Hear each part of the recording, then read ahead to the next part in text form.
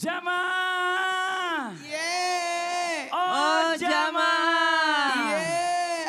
Alhamdulillah. Mana tepuk tangannya dong. Masya Allah luar biasa buat jamaah Islami Tindain di rumah. Yang baru bergabung kita ingatkan lagi hari ini tema kita luar biasa. Wudhu bukan untuk sholat, apakah tetap berkhasiat? Masya Allah luar biasa. Nah sekarang kita lanjut lagi, kita panggil guru kita Habib Muhammad Syahab. Tepuk tangan buat guru kita Habib Muhammad Syahab. Siap. Bib izin nih Bib nih ya. Kenapa orang banyak yang bilang kalau pernah kita datang ke makam, habis ziarah gitu kita baca doa, disuruh pulang sebelum masuk rumah kalau bisa cuci muka, cuci kaki. Bener Bu ya? Ada yang ngomong begitu ya Bu? Ada yang bilang juga kalau bisa lebih bagus lagi wudhu sekalian. Nah ini apa sih sebabnya Bib? Mohon izin Bib, ini apakah sebenarnya mitos? Apa memang ini harus seperti itu? Mohon izin penjelasannya, silakan Fadl. Bismillahirrahmanirrahim. Wudhu ini salah satu ibadah yang luar biasa. Di antara menggugurkan dosa dan wudhu juga bukan hanya untuk sholat. Makanya banyak sahabat-sahabat ini semuanya mereka walaupun tadi saya bilang kenapa Ustadz Maulana sering berwudhu. Saya kasih bocoran pokoknya setiap break iklan ke kamar mandi. Break iklan ke kamar mandi. Itu wudhu apa BSR Bib? Kedinginan.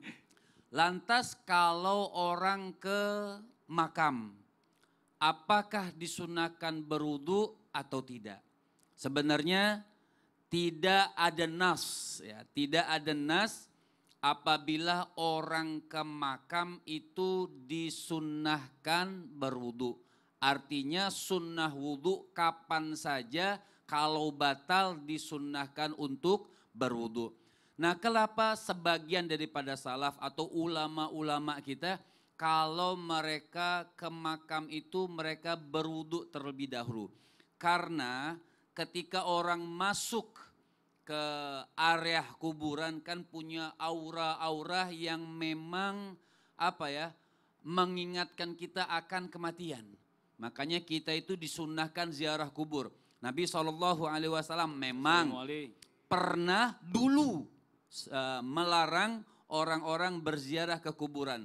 Tapi fazuruha, kemudian Nabi rubah, Nabi perintahkan orang itu untuk berziarah.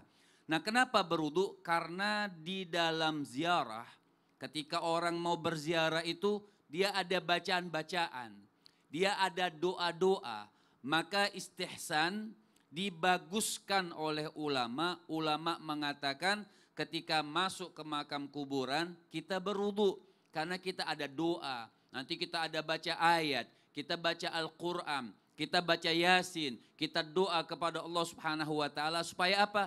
Supaya doa kita betul-betul nyambung kepada Allah Subhanahu wa Ta'ala. Kita dalam keadaan terangkat daripada hadas kecil besar.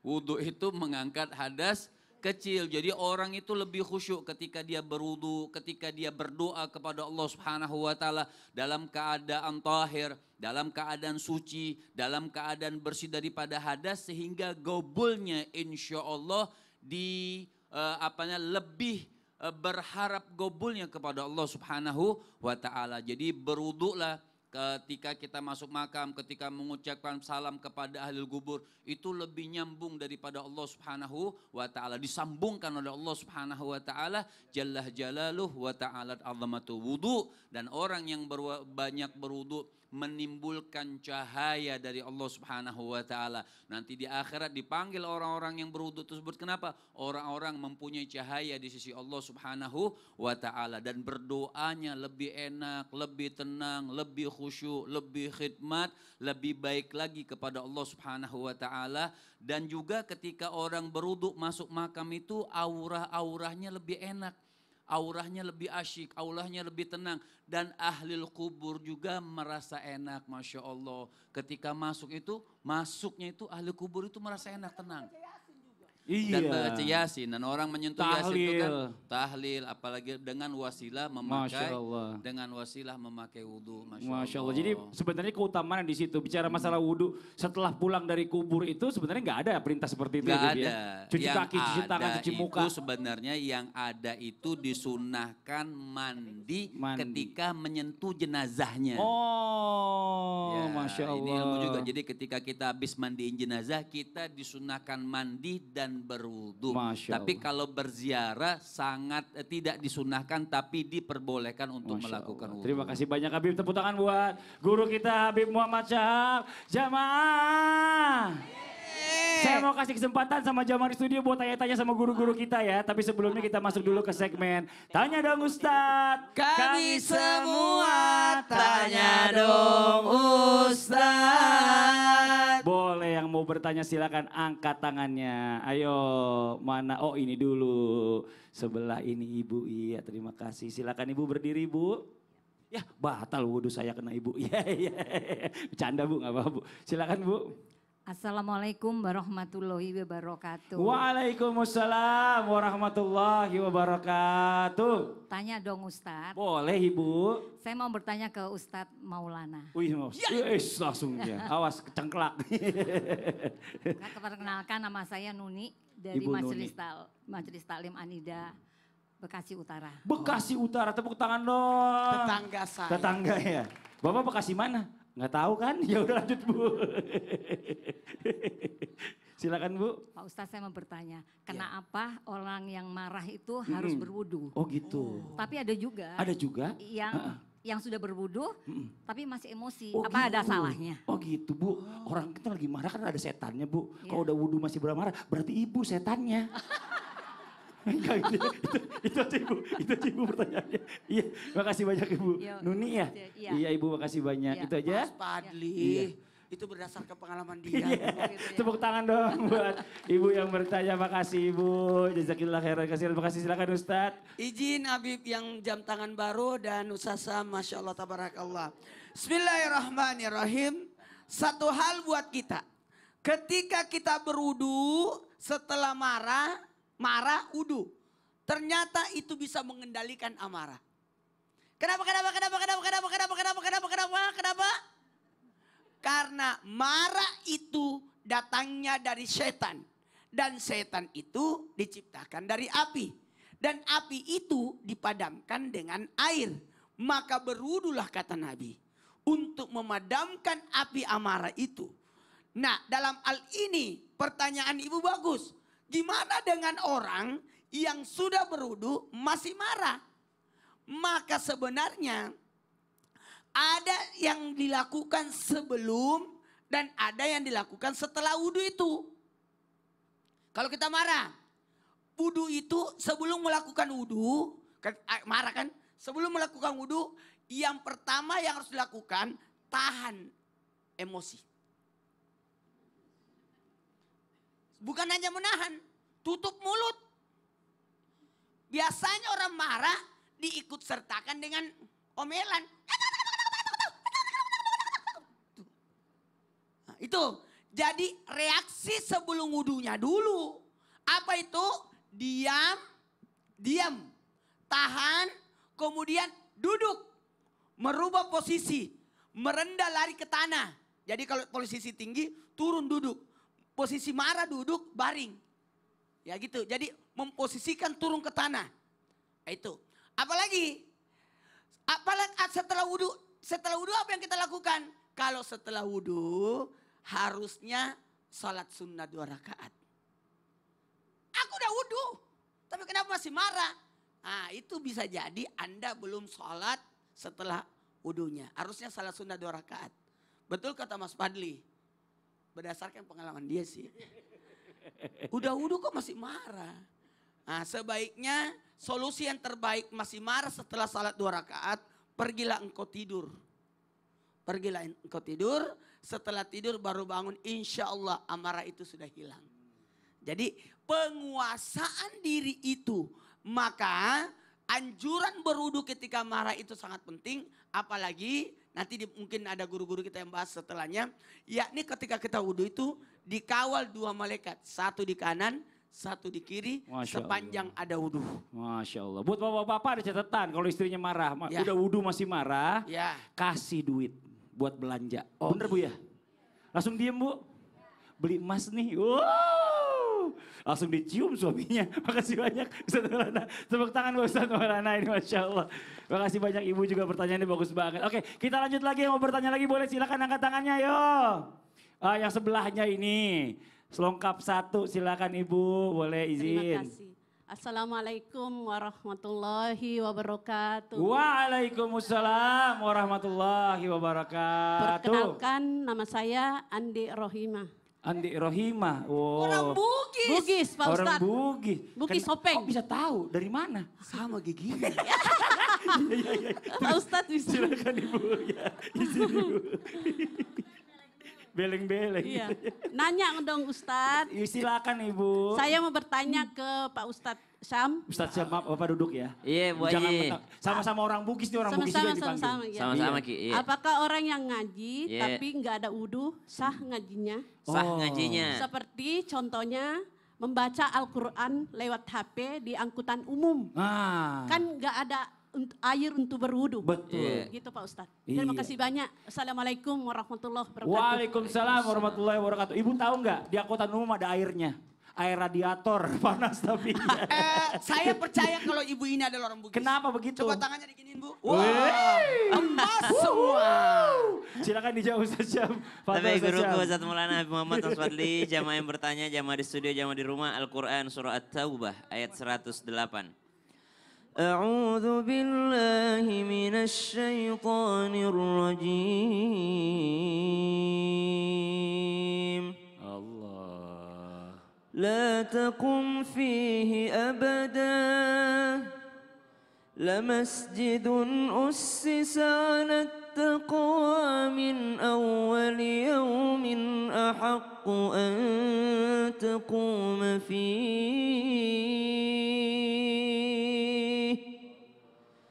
فيه رجال يحبون أن يتطهروا والله يحب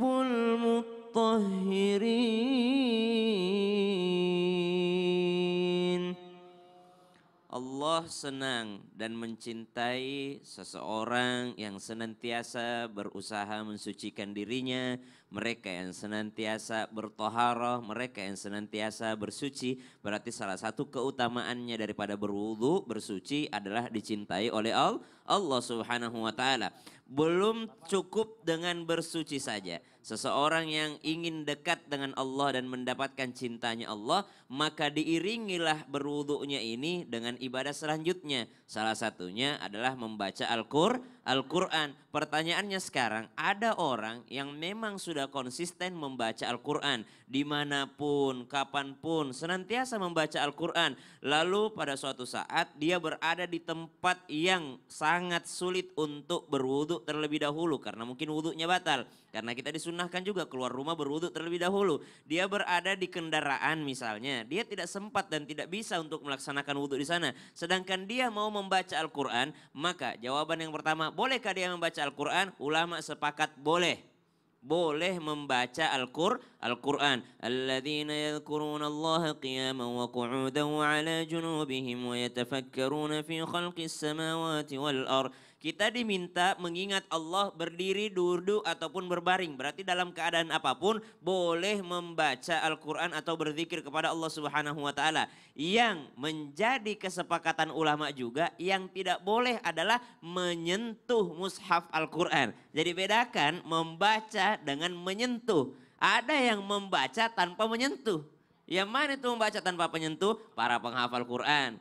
Mana itu membaca tanpa menyentuh? Dia tidak perlu daripada membuka Al-Qur'annya misalnya. Dia memang sudah menghafal daripada ayat-ayat Al-Qur'an tersebut. Sehingga hanya tinggal murojaah. Atau orang yang senantiasa membaca zikirnya. Wirid pagi, wirid sorenya dia baca. Yang mana itu? Ketika dia masuk ke dalam kendaraan dia baca ayatul kursi. Ayatul kursi itu membaca Al-Qur'an. Tapi kenapa dia tidak berwudu lagi? Kenapa tidak menyentuh mushaf? Tapi kalau urusan menyentuh mushaf maka ada dua jawabannya. Kalau mushafnya murni, mushaf, maka tidak boleh sama sekali secara mutlak disentuh tanpa bersuci terlebih dahulu. Baik itu berwudu ataupun mandi besar, maka tidak boleh disentuh sama sekali. Kalau Al-Qur'annya sudah bercampur dengan selain Al-Qur'an, misal ada terjemahannya, misal ada tafsirnya, misal ada penjelasan-penjelasan ayatnya, maka dilihat yang mana lebih banyak di dalam kitab tersebut. Lebih banyak tulisan Al-Qur'annya atau lebih banyak terjemahannya.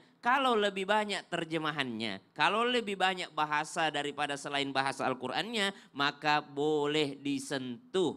Maka bawanya kemana-mana, usahakan bawa Al-Quran terjemahan. Bukan hanya terjemahan, tapi ada penjelasan-penjelasan daripada ayatnya. Supaya apa? Supaya kita bisa pastikan bahwa tulisan selain tulisan Al-Qurannya itu lebih banyak dibandingkan tulisan Al-Qurannya. Barulah boleh disentuh bagi orang-orang yang berhadas kecil. Masya Allah. Jadi gitu Bu Andi. Coba mana Bu Andi? Kasih gambarnya. Iwe, suaminya bangga nih hari ini Bu Andi Masya masuk TV. Allah. Gak sia-sia dibeliin emas dipakai. Bunyi-bunyi. Bunyi-bunyi galaknya. Ustaz Syah. Siap. Tepuk tangan juga buat Ustaz Syah, Masya Allah. Satu lagi jamaah dari sebelah kanan saya yang mau nanya boleh silakan angkat tangannya. Wah ini gantian sebelah kanan nih, belakangnya Bapak nih. Waduh Masya Allah, izin Ibu.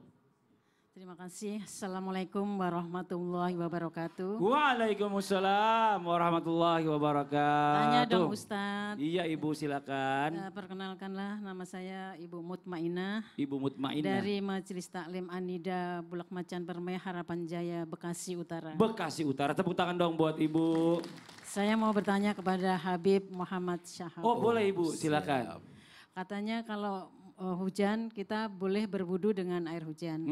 Memang air hujan itu suci Ustadz? Wah. Baik. Terus itu aja pertanyaan Ibu? Ya, terima kasih. Gak pakai penutup? Pakai penutup? Wassalamualaikum warahmatullahi wabarakatuh. Waalaikumsalam warahmatullahi wabarakatuh. Makasih banyak. Silakan dijawab Bib, Fadol Bib. Baik, bismillahirrahmanirrahim. Dalam ilmu fikih, air itu ada yang namanya tohirun, ada yang namanya tohur. Apa perbedaannya? Kalau tohirun dia suci zatnya sendiri tidak bisa mensucikan. Contoh misalnya air teh. Saya tanya sama ibu-ibu, air teh suci atau tidak? Yang di rumah nih, air teh suci atau tidak? Bisa nggak kita berwudu dengan air teh? Berarti dia suci zatnya tapi tidak bisa mensucikan. Kopi, ya, kopi suci atau tidak? Buat yang di rumah nih, sambil nonton ngopi, kopi suci atau tidak? Karena kopi bisa diminum. Kira-kira boleh nggak orang istinja pakai kopi? Ya, habis buang air kecil, membersihkannya pakai kopi. Boleh atau tidak?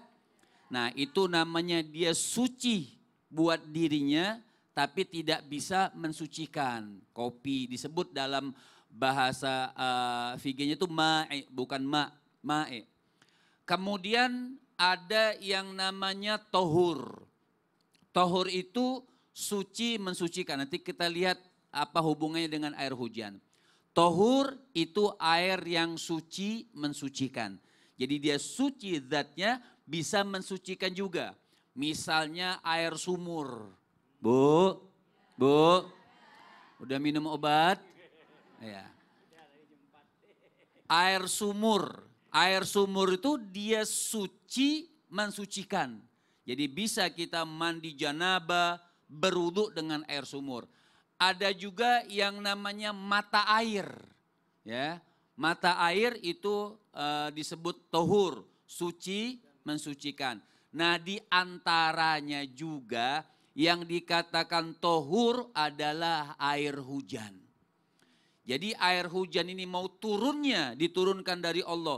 Mau warnanya kuning, mau warnanya putih, mau warnanya hitam, mau warnanya merah disebut tohur. Ya. Jadi dia suci mensucikan. Jadi kalau ibu tanyakan boleh atau tidak orang berwudu dengan air hujan. Jangankan dengan hanya berwudu dengan air hujan, kita mandi janabah pun di rumah nggak ada misalnya nih, tiba-tiba sudah janabah, maksudnya suci dari head. Iya. Ya, Ustadz Macam-macam ya. Ya, Ustadz Maulana lupa tuh. Udah 6 tahun, 6 tahun. 6 tahun, Ya. iya. Jadi kita tiba-tiba kita mandi air hujan. Nah, mandi air hujan maka mengangkat hadas kecil juga, berwudu juga bisa mengangkat hadas besar karena dia tohur. Dan hujan pertama itu bagus sekali bisa membersihkan daripada gangguan-gangguan Masya jin dan Allah. syaitan. Tapi mandi janabah di luar pakai baju Bu, ya Bu ya. Iya. Kalau nggak pakai baju tadi dibawa ke rumah sakit jiwa bisa-bisa nanti sama tetangga. Bahaya. Dan di antaranya juga air laut. Air laut Walaupun juga. asin tapi dia suci. Masya Allah. mensucikan. Jadi bisa wudhu pakai air laut juga? Bisa wudhu, Masya bisa Allah. mandi janabah. Masya Allah. Tepuk tangan dong buat guru kita Habib Muhammad Syaf. Jazakallah khairan kasiran, makasih banyak Habib. Ya Allah, Ustadz Maulana ternyata, Ustadz Maulana kalau di rumah lagi nggak ada air. Ibu mau kemana? Mau kemana Bu? Mau kemana? Saya mau wudhu. Hah, mau Pak wudhu? Ustadz mau wudhu. Hah? Mau wudhu? Sebentar. Kalau gitu di sini aja. Ini kerannya Bu, ini kerannya nih Bu, ini kerannya. Coba pegang kerannya. Ya, ini. Kenapa Pak sih Bu? Ustadz, Ya. mau wudhu buang angin terus. Saya mau Ya pergi habis Allah, ini. Ibu pantesan sedep-sedep baunya studio. Enggak, karena Ibu abis ini mau pulang. Iya. Mau pergi lagi. Pergi lagi. Oh Ya iya. udah gini aja deh, sambil dia wudhu di sini, saya kompain. Yang di rumah jangan kemana-mana dulu ya, tetap di Islami Tindah. Jamaah, oh jamaah, alhamdulillah. Bu, Tapi si benar air Bu, nggak keluar Bu, kalau lagi orang mau macet. pergi itu bagusnya wudhu dulu.